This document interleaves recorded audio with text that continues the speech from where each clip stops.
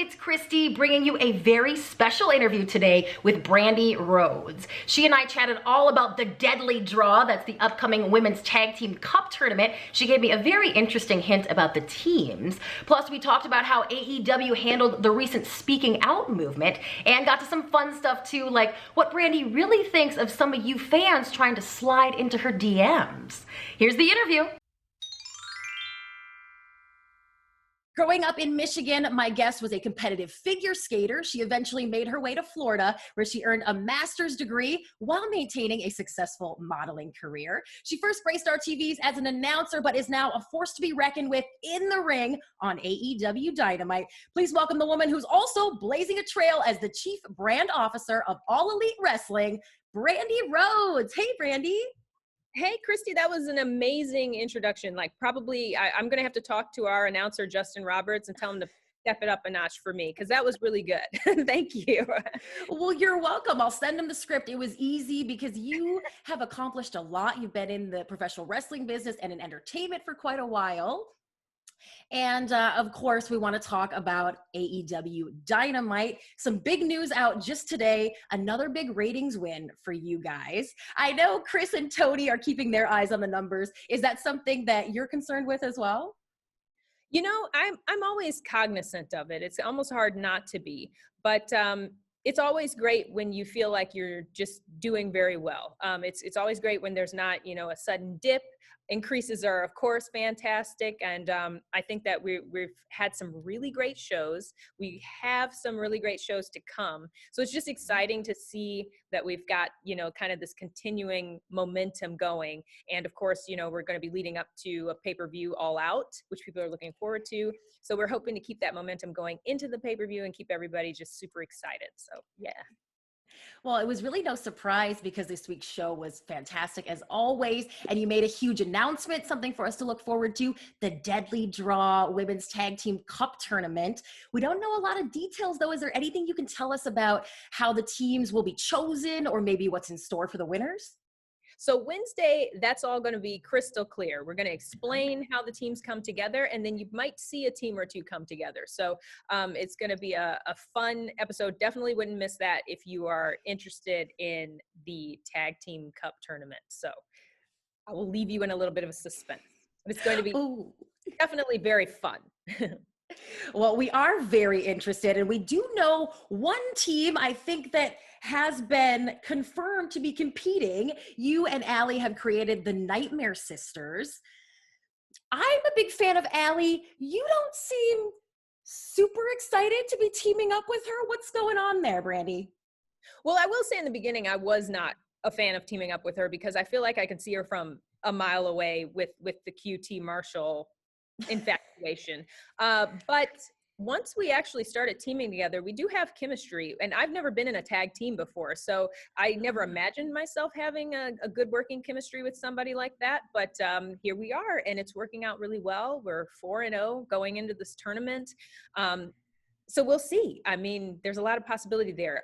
Also, there is the factor that we could maybe not be together in the tournament since that hasn't been clear. So we will also see on Wednesday with the rules what that means for the Nightmare Sisters. I'm honestly hoping that we are together because, again, I feel like we've just gotten our footing. So it would be kind of sad to tear us apart at this point. But if we were to get torn apart, I do think that we would come back together at some point.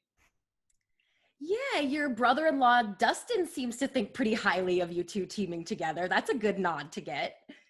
Oh, yeah, absolutely. I mean, Dustin's known for having been in some of the best tag teams there ever have been. So if he sees something good there, I think I would trust his judgment. And the dirt sheets, as they're so called, are already all over this tournament. There was a report went out today from an anonymous source behind the scenes that should this tournament go well with the fans, you guys will be making it an annual thing. Is that part of the plans? I mean, it just seems to be simple thinking to me that if it does well, you'll do it again, right? I think that's how you look at a lot of things, you try things, you see how they go. I, of course, am very hopeful that this tournament is something that can continue to happen as it's going to bring great opportunities to a lot of women who don't normally get to be seen on Dynamite or on AEW Dark as often as we'd like to.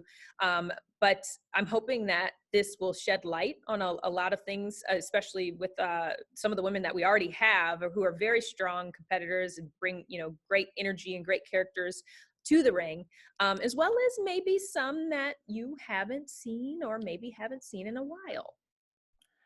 Wow, man, I'm so amped for it. And I can only imagine that you're pretty involved in making decisions about something like that because you are also the chief brand officer. I'm dying to know how you balance being an in-ring performer with your work behind the scenes. Like, let's just start with, what does a typical shooting day look like for you from morning to night? Oh, wow. Okay. So a typical Wednesday for me, I wake up relatively early. I'll go to the gym because that's the only way I'm going to get it in. So I'll get up, go to the gym, get my workout in, get a little breakfast. I always head over to the arena early, probably 3 hours ahead of talent, just to be able to sit down in my office and get organized. So if I'm competing, I've got to get organized as far as, what time in the day do I need to shut off the brand side and get plugged in to the wrestling side and get this all set. So usually I'll allot like those extra 3 hours in the morning to answer emails, get on phone calls, take care of anything that's, underlying for the brand that day. I have a great PR team that works from home right now. A lot of times they're with us, but that kind of keeps an eye on everything, especially on Wednesdays, because they know I'm not as readily available as I normally am the other days of the week. And it really just rocks and rolls. And I'll tell them, early in the day, okay, I have a match tonight. So about 3:00, you're going to stop hearing from me unless it's a really, really huge thing. Then, tell somebody on site that you absolutely need me. But it really works out really well. It's long days. Most days, I'm there until midnight, at least. Some days till 1:00 in the morning. So it's definitely a never nonstop job.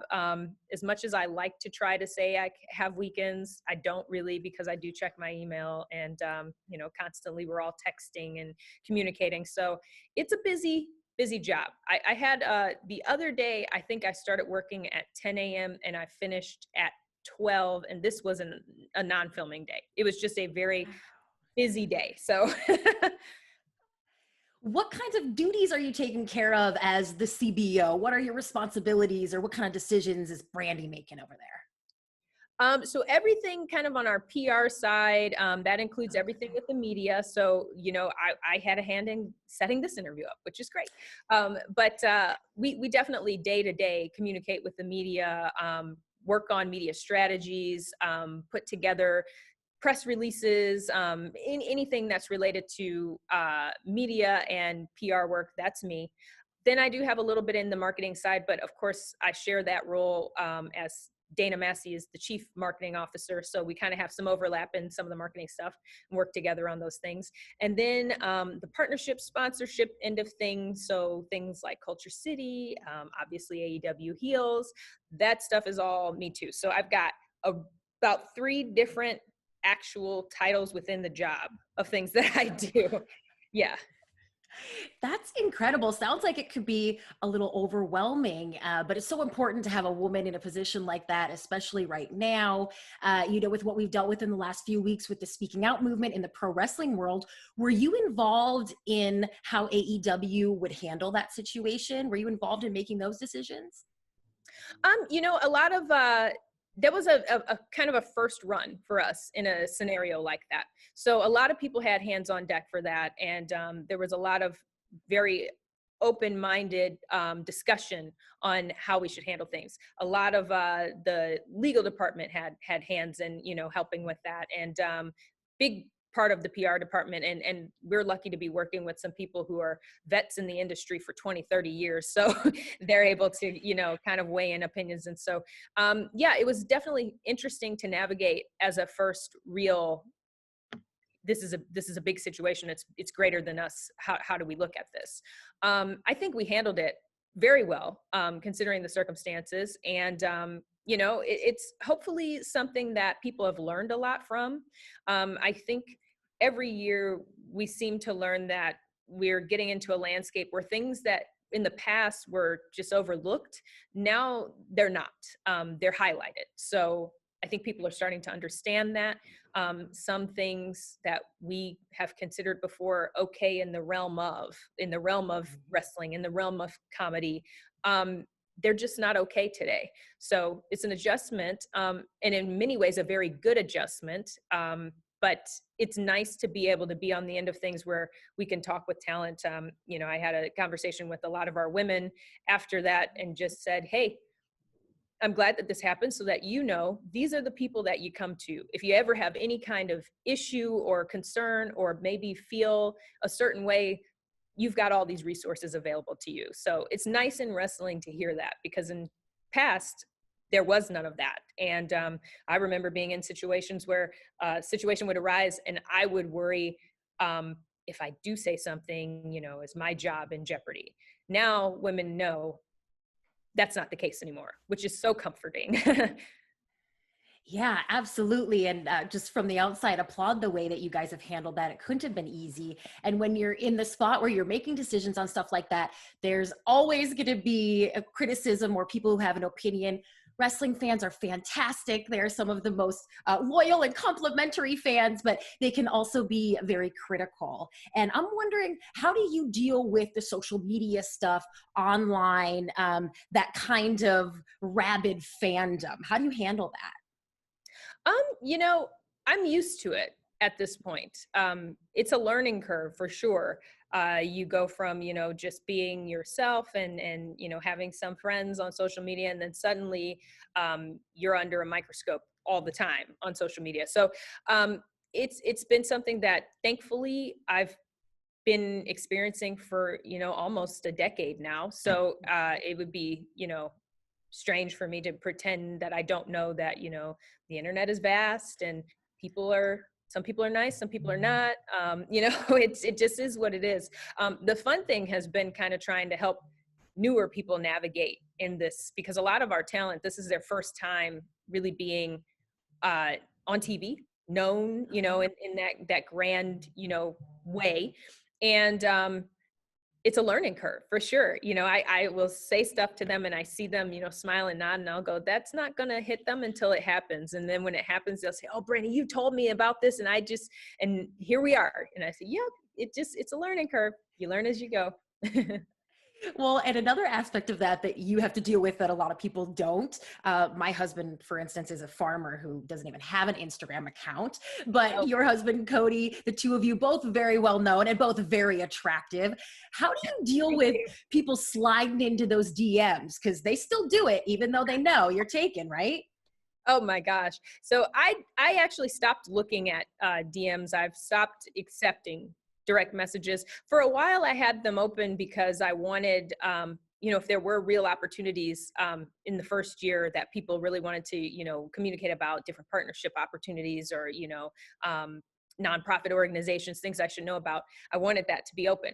But there's a limit to what I can handle of people sending me pictures of their genitalia. So I'm not open publicly to DMs anymore. And I know my husband, he if you ask anybody, you can barely get him to respond to a text message, let alone an email, let alone a message via social media. So shoot all your shots, but he's probably not going to see them. So you're not like one of the 90 Day Fiance ladies I saw the other day who was going to her man's DMs and then messaging the girls back and telling them how terrible it was what they were doing. Oh, wow. No, I will never be that person. Well, that's cool. You spend a little bit more time on YouTube maybe than some of the other platforms. We love watching A Shot of Brandi, and now you have the AEW stars involved. But I kind of know from experience, drinking on camera can be a double-edged sword. Like, have there any funny stories from filming with the AEW stars and drinking in the kitchen? Oh, wow. I mean, my favorite so far shot of Brandi. Well, I'm not going to do that. It's kind of hard to say which one's my favorite, but one of my favorites was the one that I did with Jon Moxley. You just don't know what to expect with him. You don't know what you're going to get. I mean, I've known him for a long time, but some days he's really chatty. Some days he's not. Some days he's, drinking. Some days he's not. And he's always, just the way that he came into that kitchen and just took the whole thing over was so unexpected. And then he was telling, anecdotal stories, but there was some stuff behind the scenes that you didn't see. He had a bone to pick with a Food Network star who will remain nameless, but it was insane. Like some of the things he was saying were just, I was on the floor laughing at one point. I crawled out of the shop at one point because it was so above and beyond what I wouldn't think he would even know who this Food Network star was, but he really, there's big heat between him and one of these Food Network stars. Oh, anyone who you think could maybe make it into the ring? Are we looking at an on-camera feud here eventually? Oh, no, definitely not. Definitely not. Which is probably why we decided not to keep it in the episode. If it was something that I thought, yeah, maybe I'd have left it in. Yeah.